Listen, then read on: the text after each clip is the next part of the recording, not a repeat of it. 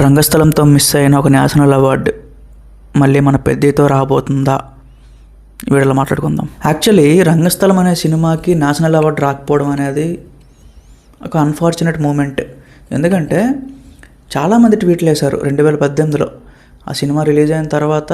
చాలామంది ఈవెన్ మన టాలీవుడ్లో కూడా కొంతమంది పెద్దవాళ్ళు వాళ్ళు ట్వీట్స్ వేయడం జరిగింది. తమిళ వాళ్ళు, మలయాళం వాళ్ళు, హిందీలో కూడా 2018లో 2 సినిమాలు వచ్చినాయి. ఒకటి రంగస్థలం, ఇంకొకటి ఉరి. యుఆర్ఐ సర్జికల్ స్ట్రైక్ ఉంది కదా, అది. అందులో విక్కీ కౌశల్ హీరో అనమాట. రంగస్థలం సినిమా కన్నా ఆ సినిమాలో ఉండే హీరో ఇంకా బాగా చేశాడు, సటిల్గా ఉంది యాక్టింగ్. రంగస్థలం సినిమాలో న్యాచురాలిటీ లేదు అని చెప్పి చరణ్ గారికి నేషనల్ అవార్డు రాకుండా ఆపారు. విక్కీ కౌశల్కి వెళ్ళింది ఆ అవార్డు.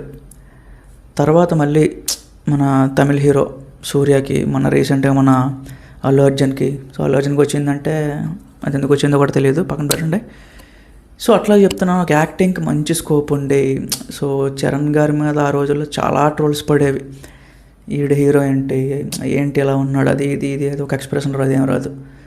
అలాంటి వాళ్ళకి రంగస్థలం అనే సినిమాని మళ్ళీ రెండోసారి చూసేలా చేశాడు. అలాంటి ఇంపాక్ట్ క్రియేట్ చేశాడు అనమాట. బట్ అప్పుడు మిస్ అయిపోయింది. చాలా రీజన్స్, చాలా పాలిటిక్స్ జరిగినాయి. ఈసారి పెద్ద సినిమాకు మాత్రం అస్సలు మిస్ అవ్వదు. మొన్న గేమ్ చేంజర్లో కూడా అప్పన్న క్యారెక్టర్కి రావాల్సిందే. మేబీ ఇంకొంచెం లెంత్ ఎక్కువ ఉంటే అప్పన్న క్యారెక్టర్ కూడా చితగ్గొట్టేసాడు. అసలు అందరూ సినిమా మీద కంప్లైంట్ చేశారు కానీ చరణ్ గారి యాక్టింగ్ మీద ఎవరు కంప్లైంట్ చేయలేదు. పెద్ద సినిమాలో కూడా అదే రిపీట్ అవబోతుంది. తన యాక్టింగ్కి, బుచ్చిబాబు రైటింగ్, మన A R Rahman music, Rathnavelu cameraman, ఆయన స్కోపు, సినిమా ఎక్కడికి వెళ్తుంది గైస్, నేను చెప్పక్కర్లేదు. ఎందుకంటే ఒకటే చెప్తున్నా, ఒక్క విషయం ఏంటంటే నేషనల్ అవార్డ్ గ్యారంటీ. అలాంటి సీక్వెన్సెస్ ఉన్నాయి సినిమాలో. కొన్ని సీక్వెన్సెస్లో చాలా బాగా చేస్తున్నాడు. ఈవెన్ సెట్స్లో కూడా చాలామంది ప్రశంసించడం, ఇలాంటి విషయాలు కూడా జరుగుతుంది అన్నమాట. చూద్దాం గైస్, వెయిటింగ్ నేనైతే. మరి మీరేమనుకుంటున్నారేంటి కామెంట్స్లో చెప్పండి.